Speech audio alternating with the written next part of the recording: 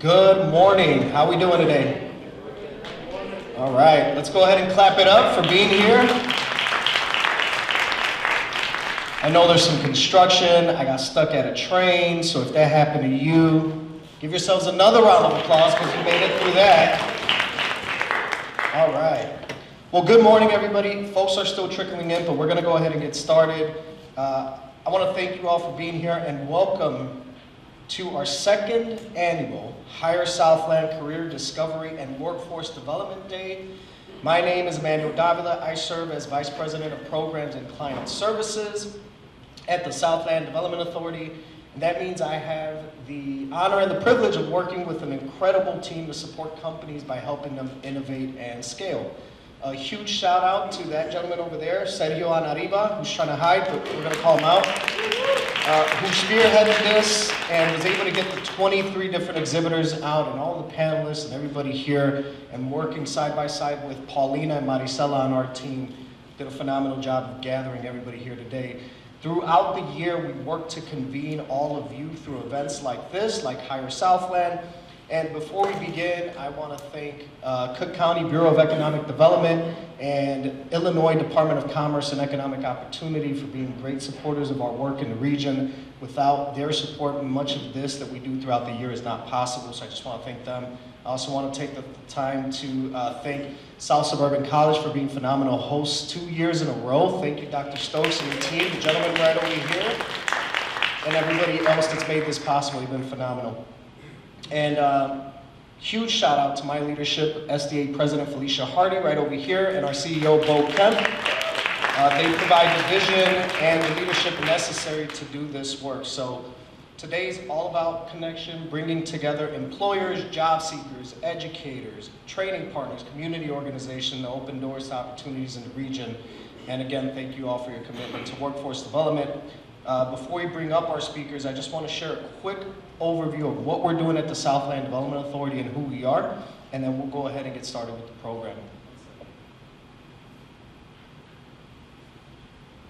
So the Southland Development Authority, we are a not-for-profit economic development agency founded in 2019. We work to really drive economic growth in the region. We work with companies, municipalities, and residents to drive industry growth and quality of life improvement. This year, we hosted our inaugural Achieve Summit in June. This is one of our signature events. We convene real estate developers, business leaders, investors, entrepreneurs. So if you have your phone out, take a snapshot of that QR code so that you don't miss early access to the wait list and to the offers that are going to be coming out related to this event. Next year in June, we're going to do it again, bigger and better, so you don't want to miss out on that. Next is the Catalyst Grant. So this grant closes tomorrow. It actually says October 31st, but the deadline was extended to tomorrow. So if you are a manufacturer, you are in construction, professional services, you are a job creator, and you've experienced growth in your employees and your net profits, you may be eligible for $100,000 through this grant opportunity. If you are not sure, reach out to us. We can work with you to help you complete the application or just give you more information on what that looks like. For the manufacturers in the room, we work with metals manufacturers, and what that means is we try to help them get access to new opportunities through what we call our hub deal flow. So if you are in metals manufacturing or adjacent to metals manufacturing, we'll work with you to make sure that you're OEM ready and that you can pursue those opportunities that they have available to either subcontract with them or to be able to bid on projects. We also work with these companies to get them access to government contracting opportunities, whether it's local, state, federal, so that you can be part of that supply chain resilience. And the way we do this is we do a site assessment on the manufacturer. We determine what the capabilities and capacities are.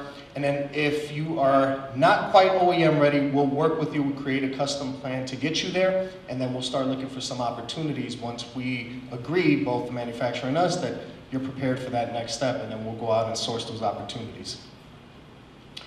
Our business growth services team works with any industry and any company of any size, industry agnostic, and we work with any company, any size throughout Cook County. We prioritize the South Suburbs.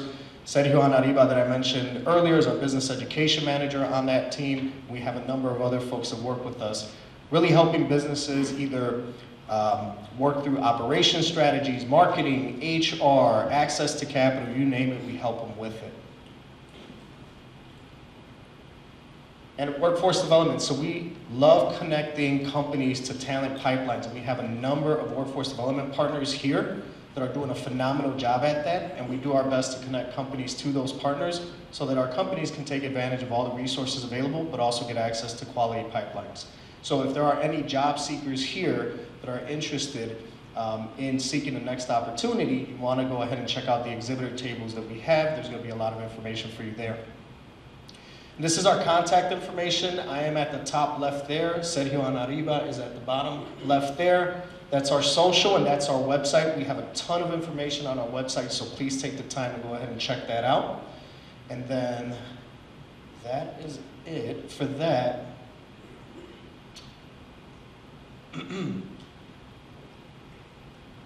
So, like I said, we have an inspiring program ahead, and to begin, it's my honor to introduce someone who has been an unwavering champion for education and opportunity in the Southland. Dr. Lynette D. Stokes is the president of South Suburban College and the first woman to hold that role in the college's 91-year history with more than 2 decades. Yeah, exactly, give it up. With more than 2 decades of public service, education, and advocacy, Dr. Stokes has dedicated her career to expanding access to quality education and supporting students from all walks of life. Please join me in welcoming Dr. Lynette D. Stokes once again.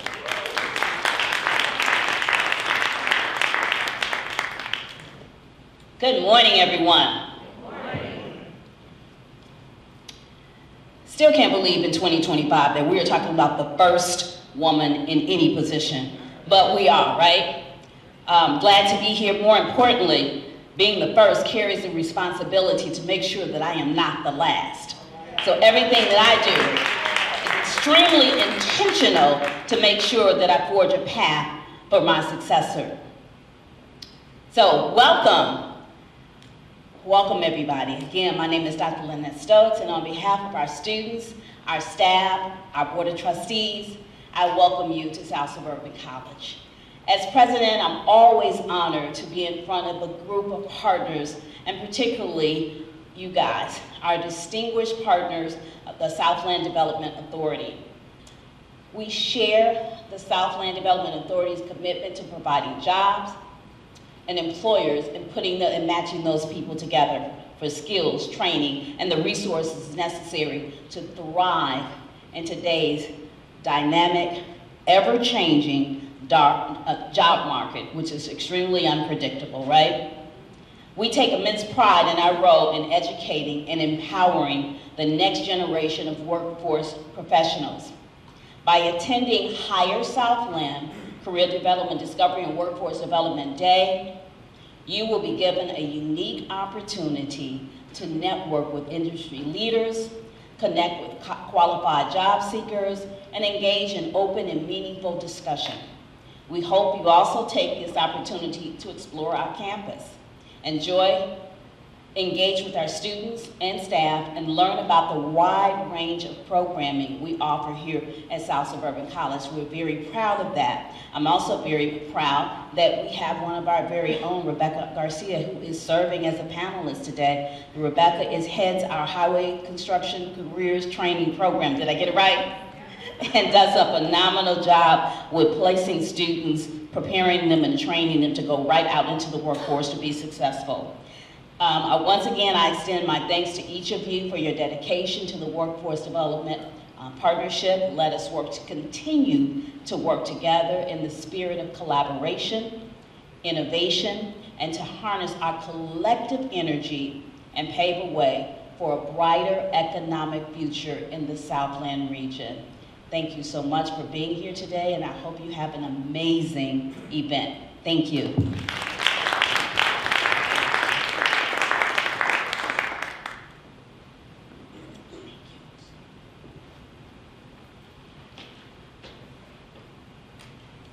All right, thank you, Dr. Stokes. And one more time, let's give it up for the president of the college. Phenomenal milestone and an unwavering champion for education and opportunity in the region. I want to go ahead and take the time now to introduce our keynote speaker, Luis Vasquez, president of Toro Construction Corporation and Integrity Wall Panel. Luis is a construction executive and entrepreneur with over 2 decades of experience in construction, real estate development, and advanced manufacturing. That's why we chose Luis, because he's got that unique perspective on both the construction and the manufacturing side, which is very unique. Through Toro Construction, he's led hundreds of projects from schools to hospitals, affordable housing, and major public works, all while growing a company built on integrity and excellence. I've had the pleasure of seeing Luis's work and leadership firsthand over the years, seeing his work on the southwest side of the city. And he's passionate about helping other small businesses rise together and mentoring entrepreneurs and making sure everyone gets a piece of the pie. So please help me welcome Luis Vasquez to the stage. Wow, that was a very warm welcome. Thank you, Manny. Give it up to Manny. He's always working very hard. He's always active and pushing everyone to show who we are and always mentoring us in many different ways. As the picture was circling around on social media, that picture makes me look a lot better than I really look. Those filters are definitely helping a lot. But anyway, as I was preparing myself for this speech, I was trying to think, how can I deliver a message without getting people bored, right? The first thing that came to my mind is probably go and look for my car hat and my die-hard boots and show up here to show who we really are. Tragically, the jacket is gone, the boots don't fit me anymore. So I had to show up, and plus I had to find ways how I can sneak out of the house without Socorro looking at me. He said, Luis, what are you doing? You're a keynote speaker, right? So Socorro, my wife, she's here, she's present, she's always supportive, so thank you, Socorro. Okay, good morning everyone. I'm Luis Vasquez, president of Toro Construction and also president and founder of Integrity Wall. When I first prepared for this keynote, I definitely, when I was sharing, I was trying to think to wear my car hat, jacket, and work boots, choose the same ones I carry through the countless job sites and late nights. But even if I'm not wearing them, these boots are still part of me because they remind me when I started what built the foundation for everything I have today. Before I became a president, an owner, an entrepreneur, I was just a carpenter with a dream and a lot of bills to pay. First, I want to thank HIRE Southland 2025 for bringing us together, construction leaders, manufacturers, and workforce advocates, all of us who share the same purpose to build opportunity from the ground up. When I was first invited to speak, I wondered, how do I fit 25 years of lessons into 10 minutes? So I decided to tell you what comes from the heart, the story of resilience, risk, and the belief that hard work still matters. Back in 1998, I came to this country in 1994, but back in 1998, I was working in a tortilla factory, making $5 an hour. One day, I got a chance to work at Simon's Forms, a concrete forming plant, as a temporary worker. After 3 months, they hired me permanently and sponsored me for a union card because I could run the line efficiently, faster than anyone, I guess.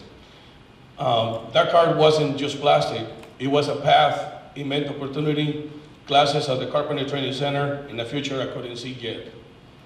When layoffs came 6 months later, I was the new guy. I was let go. Driving home, I felt like the world collapsed, but I held into that card. I worked restaurant jobs by day and took night and weekend classes in carpentry and supervision. A few months later, a contractor hired me as a laborer, but my training showed. Soon I became a carpenter, then a foreman, and later a superintendent running jobs for CPS and CHA buildings. That was my foundation. Build one class, one job, and one risk at a time. Before I go deeper into my story, let me share one truth. Even during downturns and uncertainty, construction and manufacturing remain the backbone of our economy. People will always need homes, schools, and infrastructure, and that means our work, our trades, our people will always matter. When you work in construction, you're not chasing trends. You're building permanence.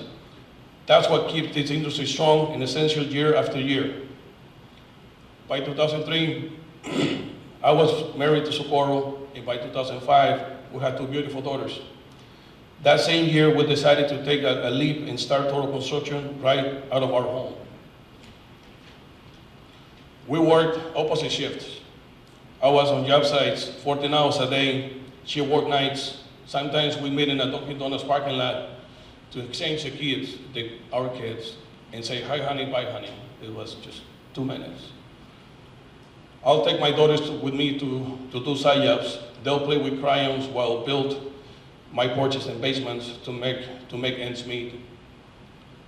But in 2007, the economy crashed. We closed Toro, lost momentum, and went back to work.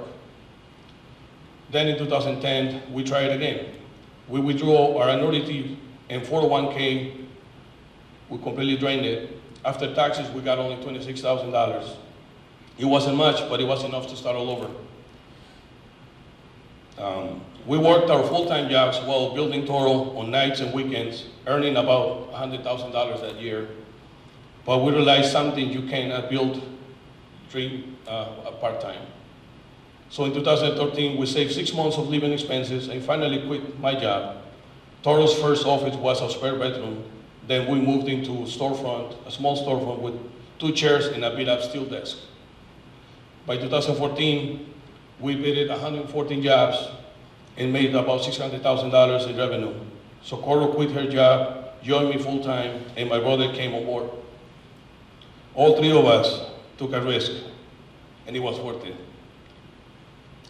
That's what career growth in this industry looks like, from the field to the desk to the boardroom, by never stopping the climb. By 2019, Toro was thriving. We have moved to a bigger building, grown to 15 office positions, and had the best year in our company's history. Then March 2020 came. The world shut down. We had to send everyone home, 15 empty desks. We promised to keep paying people, even we didn't know how. We were not ready for remote work. We were buying laptops from Best Buy parking lots. Socorro, my brother, and I stopped paying ourselves to keep everyone afloat. When the PPP loans came through, we finally caught a breath. One night, walking alone in my office and seeing these empty desks, I told myself, we're going to make this company recession-proof. And the way to do that was to keep innovating and reinvesting in people. I began researching how to build faster and smarter. I toured factories in Indiana, Wisconsin, Minnesota, when prefab construction was by far ahead of Illinois. I even pretended to be a developer just to get inside to learn. They fall for it.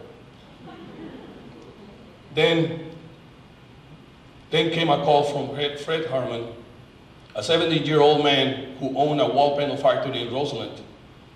He was retiring, and I made him an offer to buy the plant. When I got the keys for the factory, it was dusty, rusty, and overgrown. But I saw potential. We renovated during the pandemic to keep people working.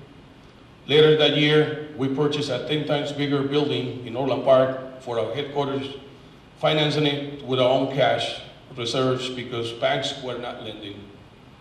People call it risky. But we believe in our vision. In 2022, we installed CNC machines and semi-automatic wall assembly lines in our Orland Park office. That's how Integrity Wall Panel was born. A union shop producing wood and metal panels for homes and mid-rise buildings.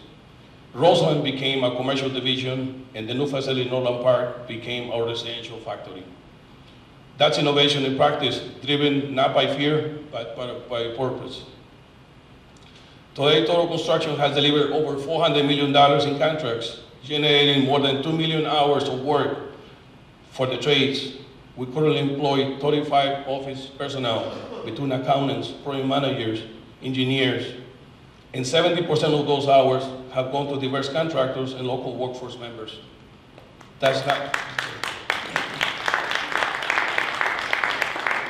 thank you. That's not just numbers. That is thousands of paychecks, mortgages, and family dinners supported by this industry.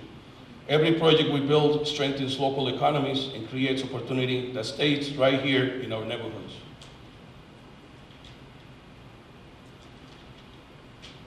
Construction doesn't just build structures, it builds stability.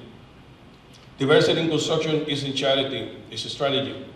When your team reflects a community you serve, your business becomes part of the community, not apart from it.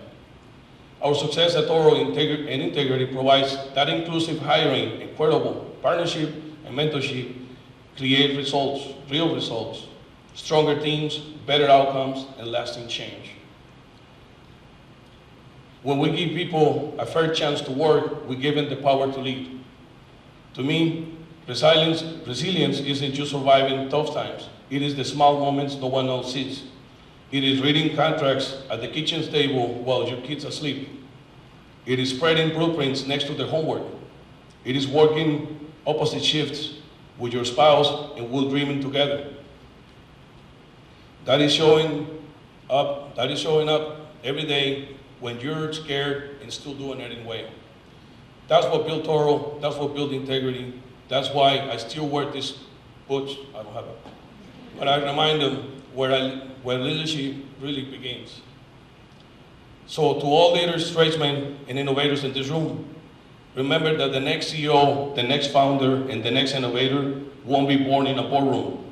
They'll come from the field, from the trades, from the same places we all started, because leadership, just like construction, always starts from the ground up.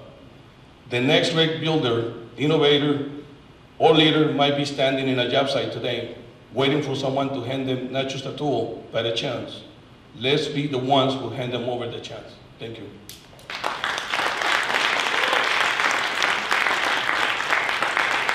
I timed it, it was 8.5 minutes.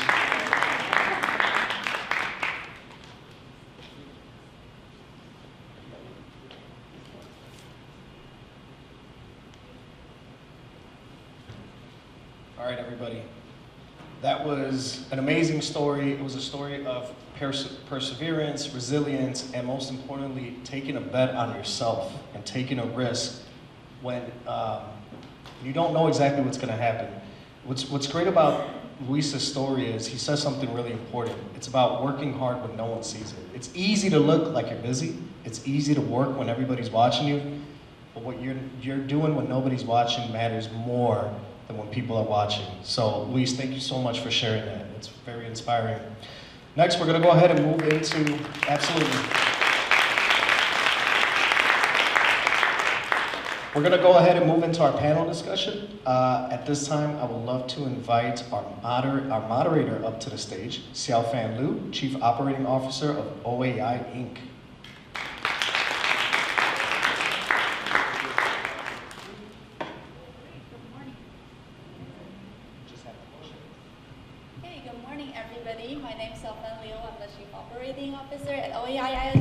It's a pleasure to be here at HIRE Southland.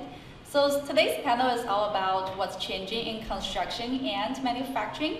Those industries are evolving fast, new technology, new skills, new opportunities, and yes, of course, new challenges. So we're joined by an exceptional group of industry leaders and workforce experts who are on the front line of this transformation. If you've been wondering what the future holds and how we can unlock it for more people in our region, you're at the right place at this time. So let's welcome our panelists.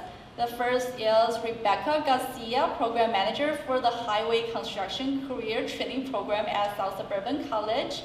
Rebecca oversees FCCTP's apprenticeship placement, workforce training, equity-focused initiative that open the doors into the trades. Is especially meaningful to have her here because she's also a graduate of South Suburban College. So a strong example of how the talent pipeline management here. She has held multiple leadership roles across education, industry, and government, all at South Suburban College. And she helps guide state policy through the Illinois Works Apprenticeship Board. So welcome, Rebecca. And our next panelist is Christina Brias-McEntee, Director of Trades Women Initiatives at Chicago Women Trades.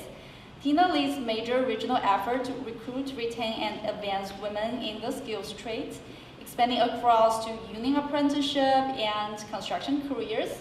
Our journalwoman was Plumber's Local 130. She brings over 2 decades of hands-on experiences and advocacy. Her leadership spans National Committee, was in the United Association and the Labor Council for Latin American Advancement, where she champions equity across the trades. So welcome, Tina. And now let's welcome our industry leaders. Up next is Craig Kinsinger, Director of the Human Resources for National Tube Supply.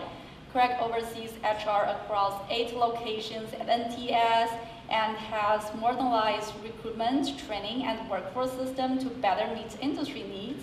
With more than 25 years of HR experience across industrial sectors, steel, paper, rail, and petrochemical, he brings a clear employer perspective on the evolving skills demands and hiring challenges.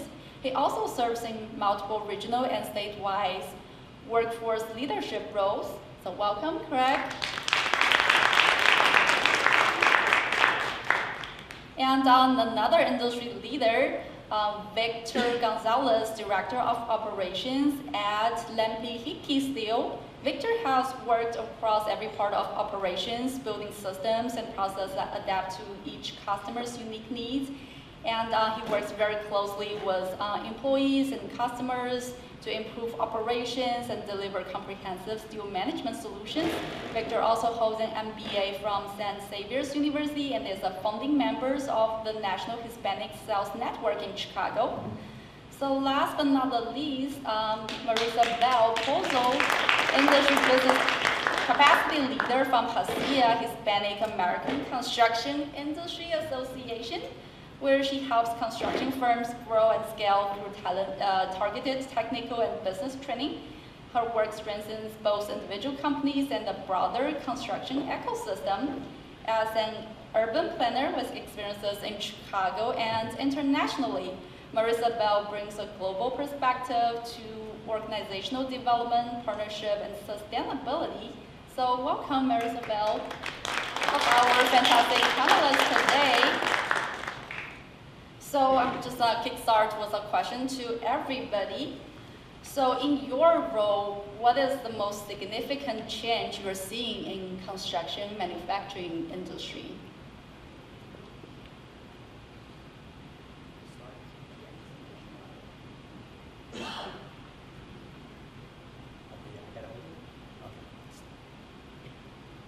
So can you repeat the question again?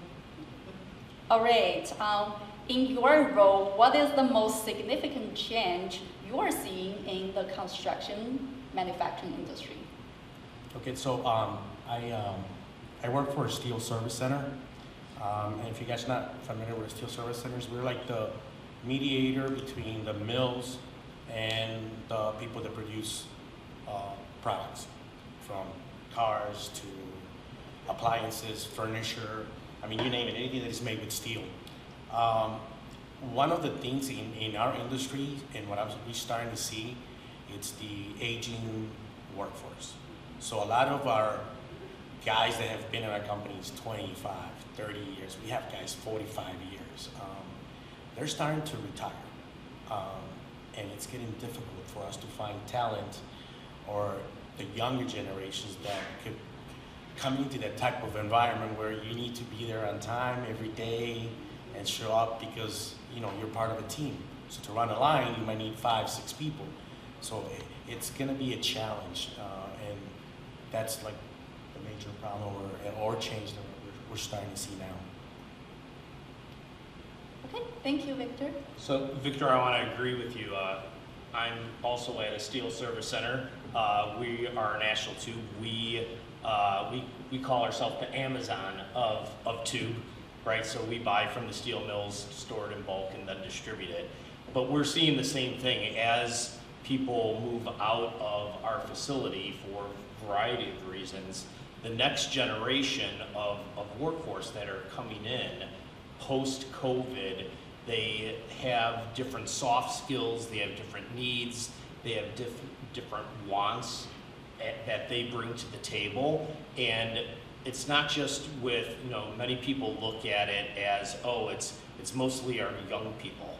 Our experience is that is running across every generation of worker, that it's created kind of a tidal wave of effect on what is happening to employers, and that is some of what is driving up wages and cost, is the decrease in productivity as employees, as you said, struggle to show up on a consistent basis, or work to attain the skills necessary to be successful in today's workforce, whether it's the manufacturing area or the construction area or in some line of service work. Kind of to go off of what you both gentlemen said, I think it's coming to a head, the fact that we did not show and we did not put effort and education into letting our younger people and the younger generation realize what work actually is, and teaching these kind of skills in school, starting at the elementary level and high school level. These are the things that should have been taught earlier and that were neglected. So it's all coming to a head right now, and we can see it with the workforce shortage that is across the board everywhere.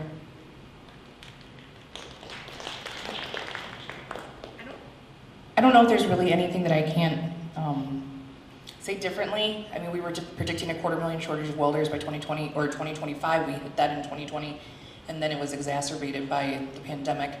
I mean, everything that you guys are all saying. So there was a question here, and as I was reading through the questions last night, I was like, one thing that you would, tell the workforce today, and it's listen. Just, listening is a very difficult skill, right? And for whatever reason, I don't think that people are really hearing with intent the way that we used to, because there's so much all the time. It's everywhere. It's instantaneous, it's socials, it's things of that nature. But that is the hardest battle. And then working, with contractors, trying to make the needs of, and the thing is, the best part about workforce development is that we're all a reflection of each other. So the workforce is a reflection of the education that is offered. And then employers, you guys are a reflection of what we do with those who are working for you, right? And it's a very beautiful system if it works right. But the number one thing that we hear from employers is we just want people to be here. Just be here and be here on time. And we are missing that. And it is, I don't know if the attendance issue is so young, but it is the accountability and holding each other accountable. My students come in and they think that I'm so mean to them, but I'm like, this is the real world. I'm sorry, that maybe you didn't get that until you got here, but we're trying to retrain a workforce that is already very set in their ways, So and again, I know that there have been several factors, especially over the last 5 years, but it's becoming kind of detrimental. We've seen a decrease. This was one of my hardest years when it came to placements that I've seen, and it's just because it's just gotten harder out there. So you guys are all spot on.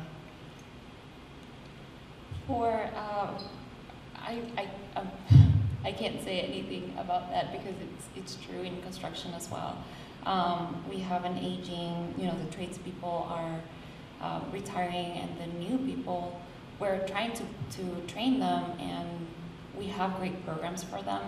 One of the things that we do at HIRE is have actual professionals already from the construction industry come and talk to them and train them, lead the trainings, so they can have more of a real life experience.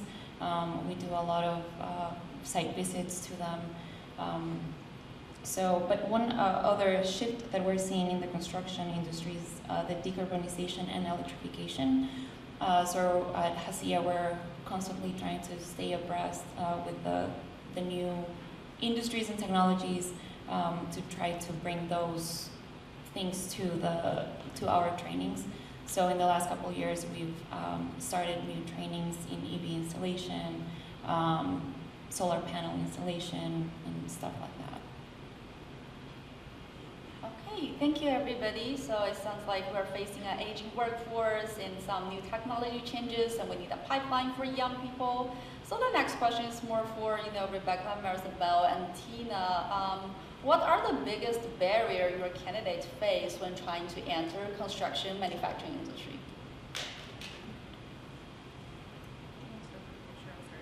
So I'm going to go back to what I said earlier when I said listening. We offer these amazing programs for students to come in, learn about what the trades are, because exposure is huge, right? If you're not exposed to that for a very long time, our high schools were just pushing college, college, college, when there are these great jobs that you can earn 6 figures at or build an entire future, from the ground up, literally. But it's listening and taking that information and actually implementing it. So I think there were, let me see your paper, I can't, I'm too ADHD, I'm sorry, I forgot halfway through. Where are we, right here? Okay, so awareness, right? So exposure, we talk about, that's like one of the biggest things. I don't know right now if it's credentialing necessarily, because so many of the trades especially, or even industry professionals, they're going to train you when you get there. If you have OSHA, first aid, CPR, forklift, if you have some kind of experience or exposure, that's great, but it's not necessarily going to be the end all and be all. Right now we're seeing a huge influx of pre-apprenticeship programs. There are several of us on this panel right now that kind of do something similar, which is great. There was a study that just came out from the University of Illinois that shows that these pre-apprenticeship programs are doing what they're supposed to be doing and showing improvement for women and minorities in the trades. We've seen bigger numbers than we have in the last decade, and that's continuing to grow. So as far as like challenges, I think the hardest part from it is it's listening, because you get them in the door, and not everybody wants to do manufacturing, not everybody wants to do construction. They get there and they realize how hard the work really is, and this is probably why I'm a firm believer what we do as far as job readiness really does make a difference, because they're either going to realize, okay, this isn't for me here and pursue something else, or be prepared to actually go in the field, and not just go into the field, but stay in the field. Okay, so for myself, this is twofold, because I am in construction. I've been a plumber for 25 years, and I just received my 25-year PIN. So in construction itself, thank you, there are several barriers, and they're the obvious barriers. The most obvious barriers is the culture, the climate of construction, which has never been friendly to people of color, have never been friendly to women. That's just the basic. We could talk about that all day. Outside of that, you have childcare, which is just an obvious for women specifically. They're looking into that and they're working on that. Why? Because it helps men also. Outside of that, you have all forms of harassment, which is just a constant on the job site, which they're working on as well. Why? Because it affects men's mental health. So these are the obvious challenges and barriers that are in the construction industry as somebody that worked in this industry. Outside of that, now I'm going to put my CWIT hat on and my advocacy hat, is we also have to think of why these kind of barriers exist for women. Women, we are physically different. And I learned this because I run a mentorship program right now out of Michigan. And in our discussion, no one ever thought of when we have our menstrual cycle, the differences in women and how they deal with that. Some go through tremendous pain, and that affects then attendance at work. How are you going to perform at work? And we have to struggle, and we have to outperform every guy on that job site 10 to 20 times more. And imagine doing that in pain. Imagine doing that with fibroids. Imagine doing that with endometriosis. There's so many different things, and these are the actual challenges and barriers starting from the very beginning, outside of the obvious that men have also. But this is specific, so we have to kind of think outside the box. And let me tell you, when we had this discussion, we had one of the guys from the Workforce Development Board in Michigan on the call. He was so thankful to be part of that conversation because he never realized what we go through once a month for a week and how different it could be for every woman. So, yeah, thank you.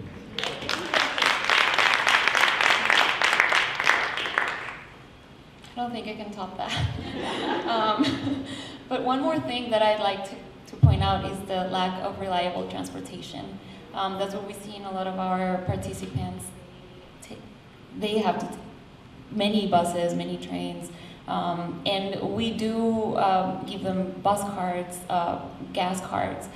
So while they are in the training programs, in the pre-apprenticeships, they can get to the training centers, but after that, what? Job sites can be in the middle of an expressway. How are they going to get there? So that's a huge thing that we're seeing. So maybe have access to capital. In our trainings, we try to do it as holistically as possible. So we invite banks to come and talk about finances and how to apply for credit credit cards, loans. But that's also something that should be taken into account when by policymakers and by funders, grant funders. So just to follow up on that, so it's not just the transportation issue, and it's nice that you guys are able to, supply them with what they need, but that's if you live in the city, right? So some of my kids have been working, work for IDOT, for highway construction, all the work has been off of I-80 this year. The tollway is still, they've got everything up 294, but at one time it was everything between the city of Chicago and Rockford off of I-90, Great Lakes. That's, when you think about construction, I hate to make this I know manufacturing's here too, I'm sorry. But when you look at construction, we're probably one of the greatest places in the world for construction, especially union construction, livable wages, safety. We drive the force for everywhere else. And there are big things that make that happen. So downtown Chicago, of course, roadways and highways, McCormick Place, O'Hare Field. If you are from the south suburbs, most of the time you don't know where Great Lakes is, and that's where a lot of the work is. We did a lot of work in the last few years at Northwestern. There is not an easy public transportation route up there. Transportation, having a driver's license, and that's where I'm going here, is the driver's license is one of the biggest barriers for my students. I don't work with this. Seawood is phenomenal at what they do, but when it comes to my babies, it is having a driver's license. And that is not always the fault of their own. If you grow up in the city, you don't always need it. But once you get past that, there are other barriers that are out of our control as far as child support. That's one of the biggest things I see with some men who have lost their license. How are you supposed to get that back if that barrier is money? And it's a very vicious cycle. So there are some things on a legislative level that need to be done, but I will agree with you, transportation all day. Yep, I cannot agree more, and just a little bit more on transportation. So if you are taking the third shift at a site just for transportation from Harvey to maybe to Madison at 2 a.m., it takes about $50 or $60 per trip. So if you do not have a car, that will be a huge cost that nobody can really take it long term. So from the workforce side, we have suitability, credential, job readiness, transportation, culture of the trades, working environment, childcare, all kinds of needs. So Craig and Victor, from your employer side, what barrier do you see hiring people from non-traditional backgrounds or from those training programs? So starting off, I just want to start off with echoing the comment about transportation. We're down in University Park, and even though the metro comes within 2 miles of our facility, there is no way for people to get to that metro station to most of the employers other than Amazon on Central Avenue, because there are no sidewalks provided by the city. Transportation, as my bio said, I've served on various committees. Transportation is not just an urban issue. So imagine now being in a rural setting, down in Peatone, in Kankakee, out in Chilothe, in the middle of the corn, and have those same challenges. So these are challenges that, as you said, policy-wise, is something that the state needs to address. Barriers that we specifically see is we talk about providing opportunity for upskilling, and unfortunately we see challenges with basic skilling. We frequently talk to adults and youth about opportunities within the Steel Service Center and manufacturing industries, and one of the basics that we talk to them about is about reading a tape measure. And last week we presented a tape measure to individuals. They were probably in their late teens, early 20s, And we opened it up and we said, can you tell us what this mark is? And it was 6 7/8. And they said, well, I'm confused because this shows inches and centimeters. I'm like, excuse me? They're like, yeah, the little marks are centimeters. I said, okay. So continuing on, what's the decimal equivalent to 1/4? 0.3? Okay. It's not just the schools, it's at home. We need to do more to support our workforce, both from a school perspective, from an at-home perspective. If they don't come from a traditional family, how can we develop systems and processes to support them so that they do learn accountability, they do learn work ethic, and most importantly, they learn those basic skills that are necessary for survival so that they can gain employment to earn a livable wage. Well, you actually kind of hit a lot of the stuff that we all go through in a manufacturing environment. You know, we deal a lot with fractions, and everything that we do, we have, you know, we measure through decimals, and it's unbelievable how people don't understand what 1/4 of an inch is. And so our job as leaders and knowing what are the issues that people are having right now is it's being able to come up with training programs that we want to elevate. Some of kids that come and start working with us as helpers, packagers, guys that start from the bottom, you know, we let them learn the basic stuff. And then we try to pair them up with a buddy system, with someone that can teach them. We do have, you know, I don't know if this is the right way for me to mention this, but a lot of the younger guys smoke weed. And, you know, you have to be able to understand that when you're working with equipment and, you know, dangerous machines that could harm you, you know, these are things that you have to kind of leave off and try and explain to them that, you know, you have to come in here, you know, 100% present to be able to learn. It's a challenge, but you know, we have to deal with what the reality is. We also have to, as leaders, be able to empower them to see that there's potential. We've had guys that come in right out of high school, and they all of a sudden they're making 60 grand a year, and they realize that this is a great opportunity. You know, you don't really have to go to a 4-year university to start making a lot of money. I went to a daily for 4 years, then I went to UIC for 4 years, and then I did a master's degree for 3.5 years part-time. So I understand that education is critical, but I always worked full-time. And I was able to, you know, do a lot of things with what I was able to accomplish working full-time.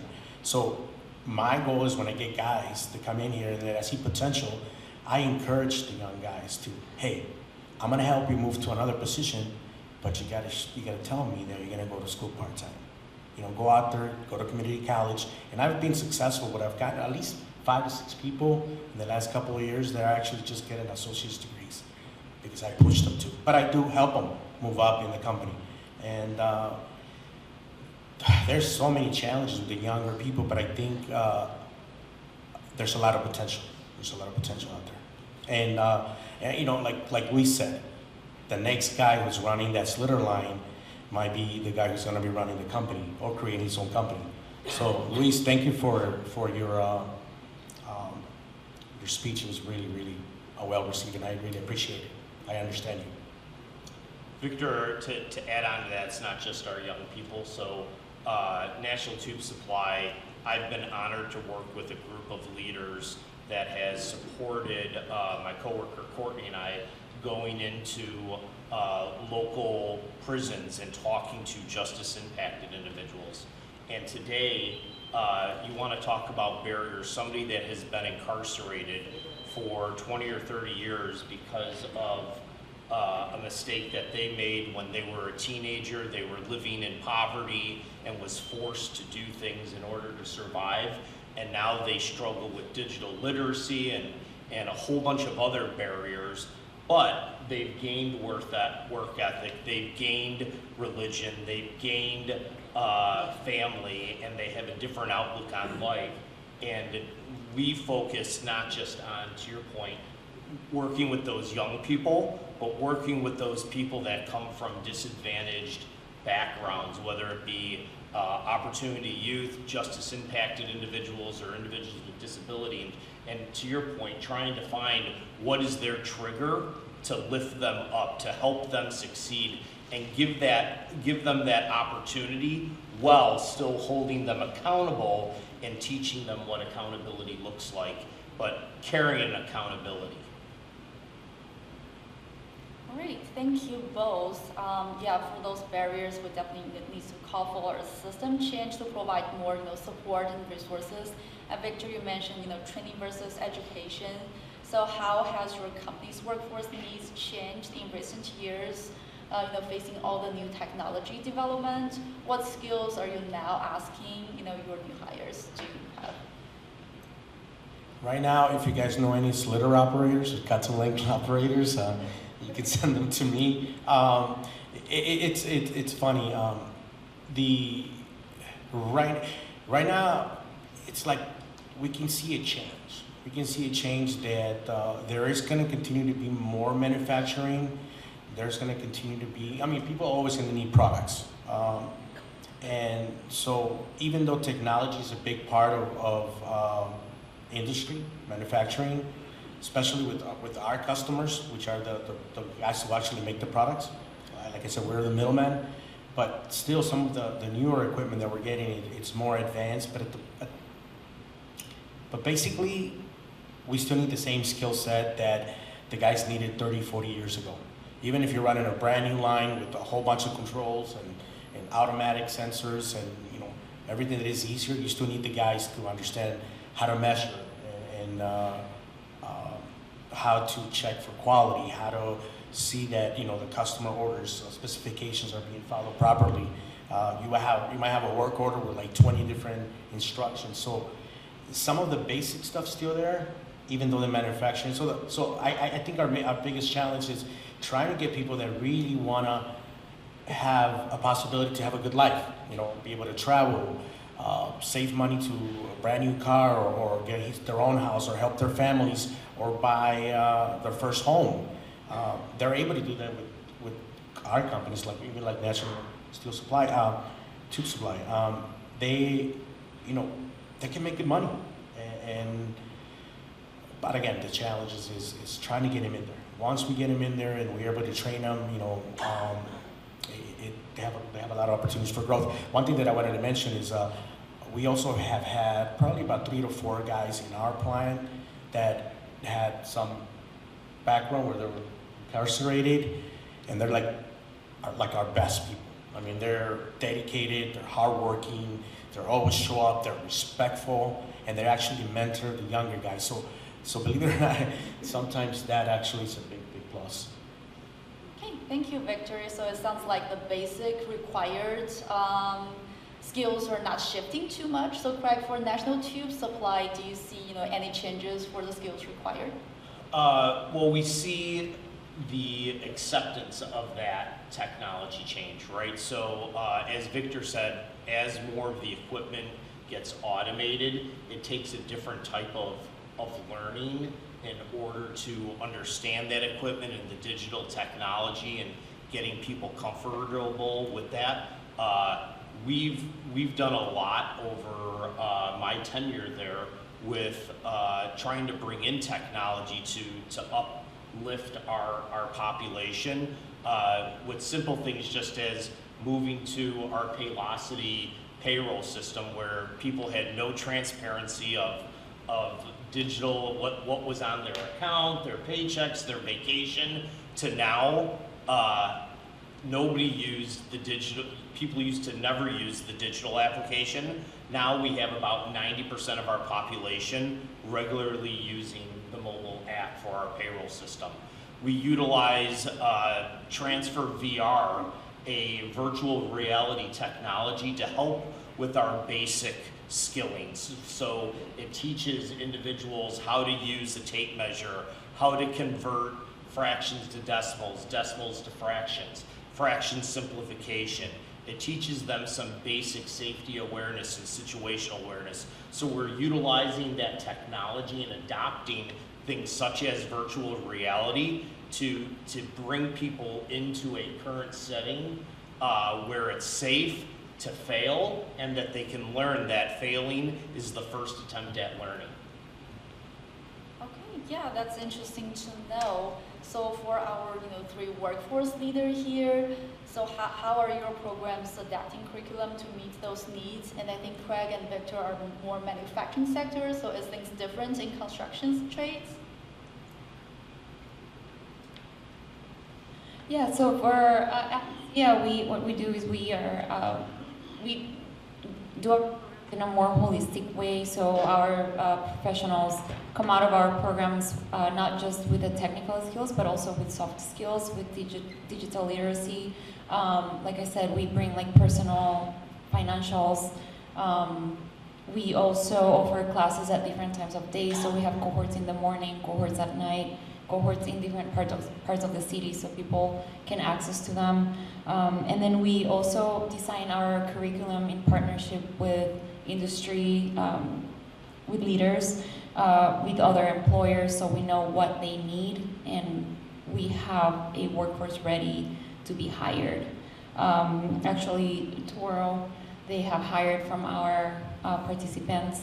So in the last couple of years, we have added, like I said, more of the solar and the green construction technologies into our programs, and we're constantly evolving.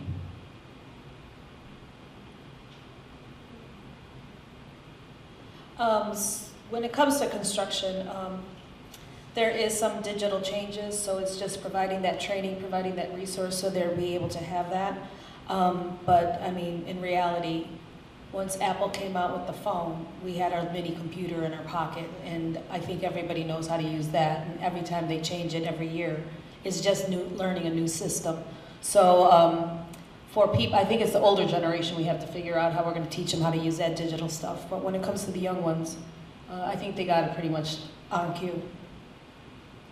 Yeah, I'm going to agree with you. I have been approached by several people who are, want to do, virtual and utilize AI more, but the reality is that these are positions that are hands-on. This is not, in theory, this is how we use jackhammers. This is real tangible, so that when they're in the field, they have actually experienced that, right? So are we changing? Yes. Like a few years ago, we were trying to get iPads or something so that people could get used to doing like blueprints digitally, or to save on paper, OSHA, instead of printing a book anymore, we want that digitally, right? And we actually, it was our students that kind of complained, like they wanted something to touch again. So it's weird, this generation, especially the newest generation of the workforce, and we're working with at least 5 or 6 at this time. But it's going back, and I saw this like, I don't know what it was, some kind of tweet or a TikTok or something, but it was the girl with like the rotary, or she was trying to explain how they needed a house phone, like one phone in the house, and like it's this great idea so that it's just always there.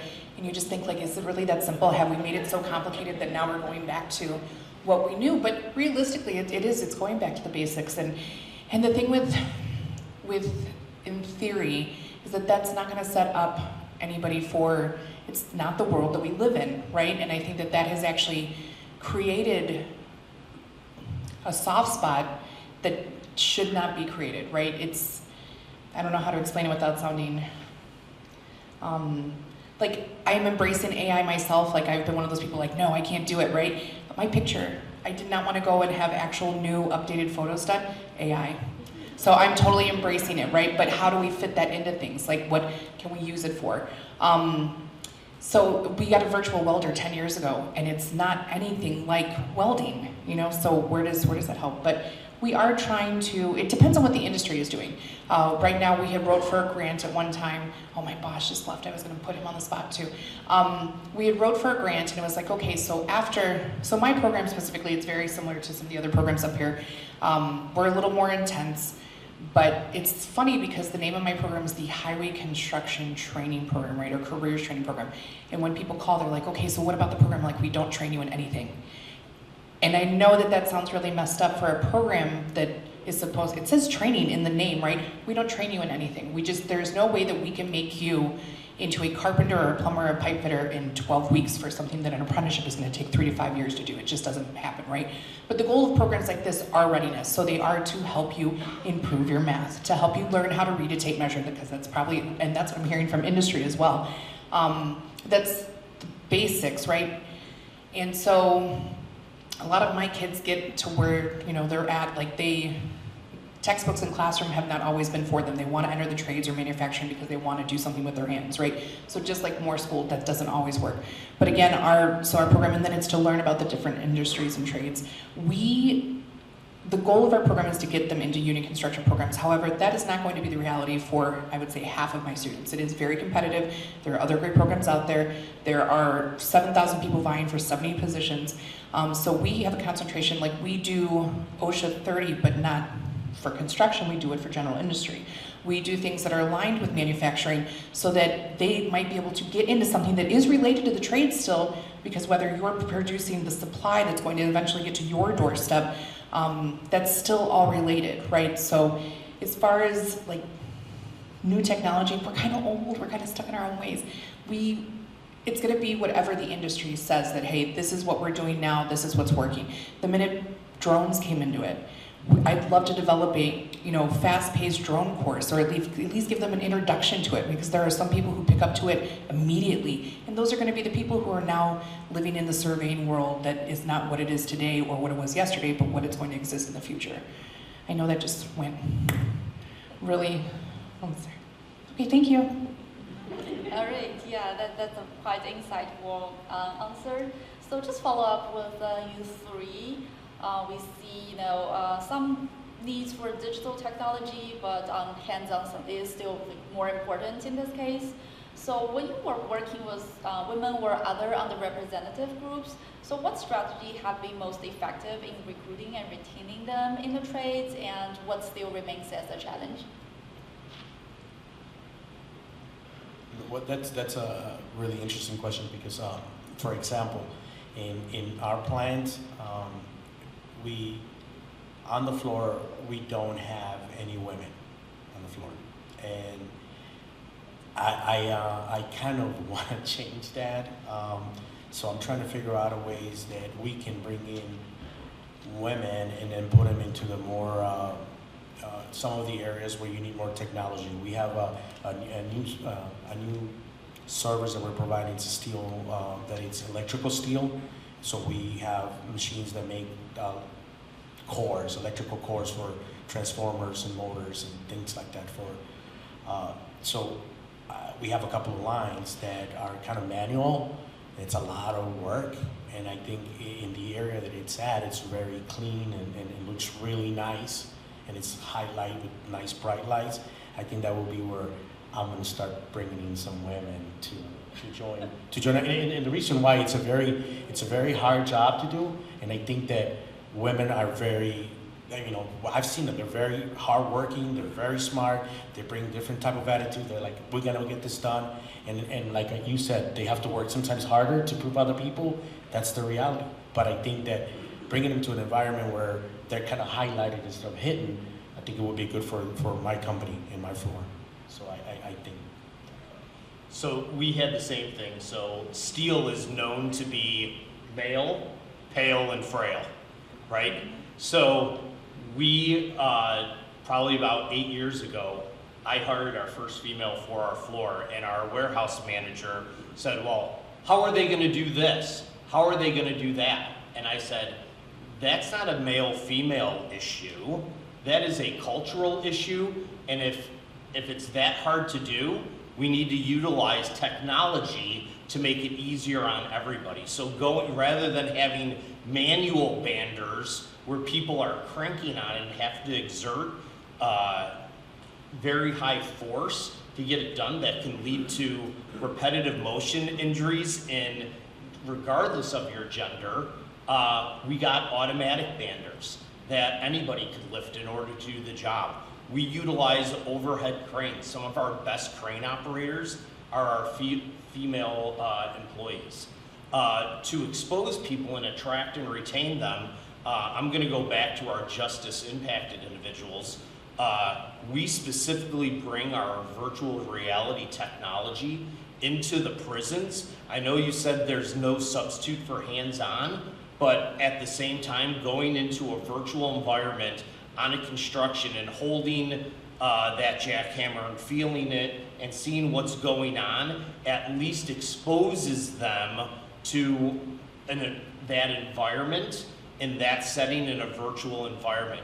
So things such as virtual reality with Transfer VR, we can give them experience in automotive technology, airplane technology, construction, manufacturing, maintenance tech, healthcare, doing a knee operation, doing a knee replacement, and when the blood squirts out at the knee and hits the person in the face, in the virtual reality thing, they jump back and scream, they are not meant to be a surgical nurse, right?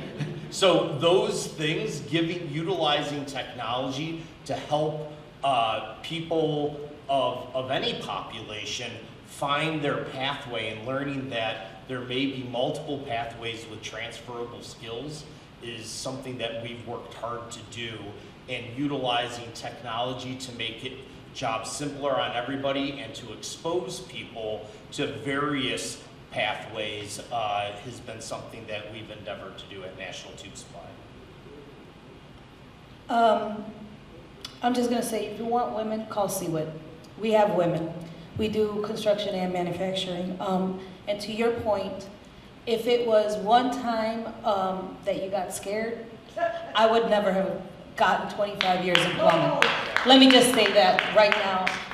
It's not a matter of whether you can do it at that moment, it's learning that skill. And your question was, what strategies do we do to affect recruiting and retaining? Well, let me tell you, I love my industry. I love plumbing. I love my field. And I show that every time that I want to recruit somebody in. My girls do the same thing. And I have a young lady, 130 pounds, that can hump some iron better than most guys. And if it was up to her first time and being judged on her first time ever picking it up, she wouldn't have been where she's at either. So we have to give people a chance. We have to have patience and teach people the trade. That is the point of being a journeyman. That is a point of having experience in the field, because we want to give that experience to somebody else, somebody new, and give them a shot at learning that. So when it comes to recruiting, yes, you got to give people the opportunity to learn it. And it's not going to happen the first day, and it might not happen the second day, but let me tell you, it's going to happen. Come hell or high water, sorry if I'm swearing, if it offends anybody, I am a construction worker, but the shit's going to happen. And this gentleman over here, our keynote speaker, if he had let one bad incident stop him from going forward, well then Toro Construction would not be here today. I am just saying. So, and then when it comes to retaining, it's a matter of changing this culture right here and this ideology and actually opening it up for real and recognizing that everybody belongs in this industry, in all industries. Manufacturing and construction, because we can all do it. We just have to show people the love for that industry. And damn it, I have that love for all industries. Yeah, that's a really good point. So, you know, for so long, manufacturing had this like dirty kind of hangover to it, like, oh, you don't want to do that. Same thing with construction, like, you don't want to be a plumber. And my students, even when they come in, they're like, I don't know about plumbing. I'm like, I need you to think about something first. You have fresh, clean drinking water today because of them. All the other stuff, all the other notions that you have in your head of what might exist, I mean, you know, get rid of that. Still give you now you're wearing off. I mean, we can't do this. This is a professional. But it's fresh, clean, fresh, clean water. And not a lot of people understand that, but when it comes to returning and attaining, I'm not saying that there aren't things technology-wise that are out there that exist that are great, right? Like, so for bricklayers, that is a job that's, you know, for women has been difficult because of things that they have to do. But for men also, they've created, now there is automation. There's an item called the mule that will literally help them pick up bricks and build and move. Prefab didn't exist at one point, and now I have one of my kids who's a bricklayer. He got into prefab, he loves it, you know, so that, and again, welding. But, so I'm not knocking the virtual, I just know for us, I did fail one of my girls one time, and she had went to IBW. It was for this training program that they had, and it was very intense Saturday where they did a whole bunch of jumping jacks, a whole bunch of sit-ups, and a whole bunch of PT, and they're carrying rebar, and they're carrying conduit, and building scaffolding, and she didn't pass because we set her up for failure because we weren't doing enough of the physical hands-on portion. So day one, my students start running. They start moving materials by week 4, but they are doing physical things. It is like a mini boot camp, and that is something that cannot be done virtually. That building that stamina, getting from day 1 to day 12, so that when they get to the actual trade, and it's 10 times harder, that they're ready, you know? So I did, you know, retaining can be difficult. I've had plenty of people, men and women, come back and say this is hard. And that's just the reality. These are hard jobs. But mentally, it is, it's blue collar work, but mentally preparing them. I don't think that all of my students come in mentally prepared for the real world, and that's just the reality. We coddle, you know, and as parents, you don't, you know, ever want to, you know, be mean to your children. We don't, most of us, you know, they grew up in a generation where it was like, well, you know, if you're sick, die and prove it, or I'm gonna give you something to cry about, right? That world doesn't exist today. But so there's gotta be a happy medium somewhere, right? To where you can, you know, be sick and be okay and it's accepted, but at the same time know that it's not acceptable to be sick every other day. Does that make sense? So retaining, I think there's a learning curve right there right now that we're in the between, where the pendulum was one way and now it had swung back the other, and now we're kind of figuring out what that in between is when it comes to retention. Another thing that we're seeing in construction, and we've always seen, is a barrier for women is motherhood. It's very long hours, it's very weird schedule sometimes. So some of our women can't make it to the, you know, all the time. But so at HIRE, we're creating programs that take that on-site jobs to back office to make it more accessible, 9 to 5. We have, for example, the assistant project engineer. So it's the skills that are needed in the back office to help bring those women in the office. That's how we help. But I think, you know, for employers having maybe childcare, and I know that's a lot of money, but that would be a huge help. Something, real quick to follow up on that. So the other side of like me saying like, hey, get a tough skin, you know, this is a real.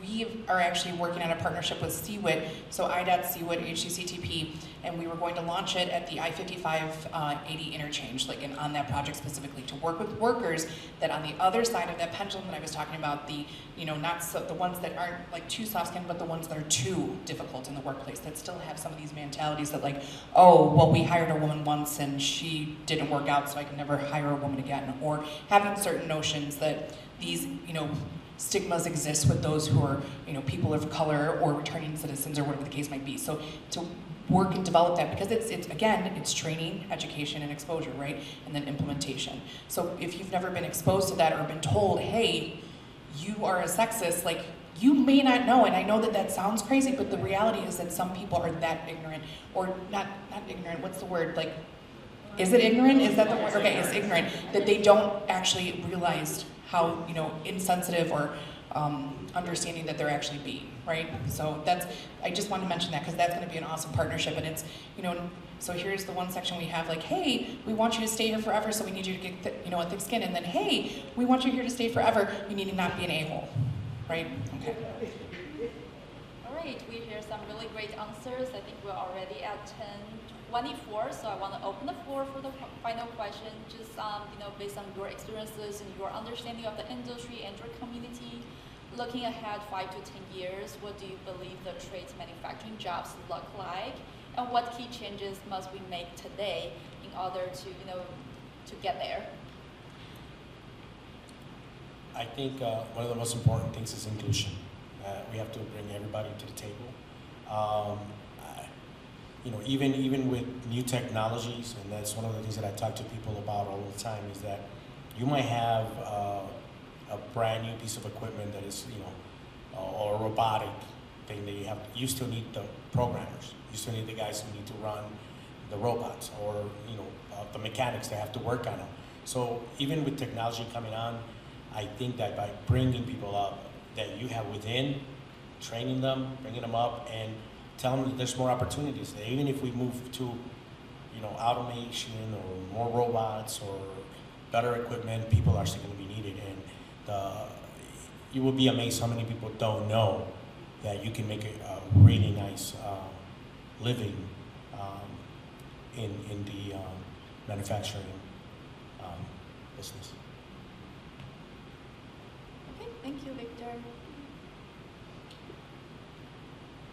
I guess it's a continuation of today, as we talked about things swinging back in the other way of the pendulum. There is some hope. As yesterday and today, we were supposed to be also, besides being here, being at a panel discussion for a brand new CTE facility here in the Southland. That a group of superintendents was looking to build on. I'm on the board of directors for Skills USA Illinois, and they do those, they're teaching both those soft skills, but are doing career-ready competitions for high school, for grade school, high school, and community college level individuals.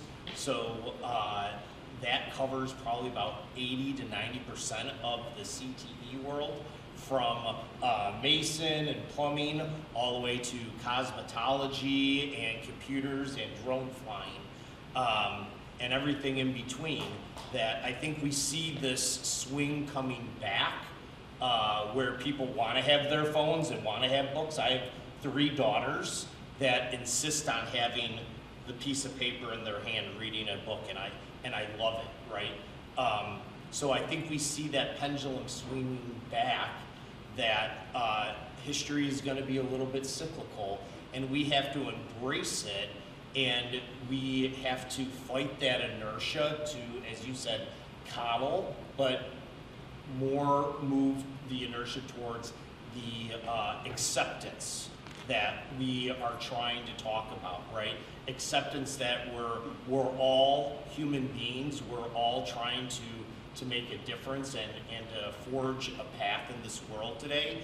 And the more we talk about that divides us, the more is going to divide us. So let's just move forward with everybody having good intentions and wanting to do their best every single day. I gotta say, that's probably the best thing you said so far, and I do agree with that, because cultural change is the one thing that has to change in the next 5 to 10 years. Seawood's been around for over 40 years, and when we started, it was built by tradeswomen for tradeswomen, and it continues to do that, but when we started, it was like 2%, 3% women in the construction industry, and we're what, 4%? 40 plus years later? That's sad. What we need to realize is the workforce consists of over 50% women, and that's what we have to bring in. So the culture has to change, our ideology that women can't do this, or women don't belong, and oh my God, it's too hard. They don't need shiny objects to get a job. They need opportunity, plain and simple. That's not just like the employers, or that's people in the field. That is starting at the elementary school level. That's starting at the middle school level. That's telling girls that they can do this. That's telling people who've never seen these opportunities, people of color, people who live in areas that don't see expansion or construction, that these jobs are for them. So in 5 to 10 years, I mean, I'm just hoping to get through the next 3. It's been a rough year for me in construction. Yeah, I mean, it's just been 395 days. Okay. Oh gosh, that's a lot. So right, that's a whole nother panel, people. I don't know what that's going to look like. For me, I see that we have an expanding population, right? So we're all workforce people up here, whether you're on the industry side or you're in, development or whatever. This is the thing. We are so lucky and privileged to be where we're at. Like the South Suburbs, and not just talking the South Suburbs of Illinois, I'm talking regionally, the Calumet Industrial Region, right? So from, let's say, South Bend, Indiana, all the way across the I-Quarter into Will County and everything in between, right? When you look at workforce development and job creation, right, you need a couple great factors, which are people. You need a population of people that are able to fulfill those jobs. Next, you need education so that you can educate those people, right? And then you need logistics, like location, location, location, right? There is no better place.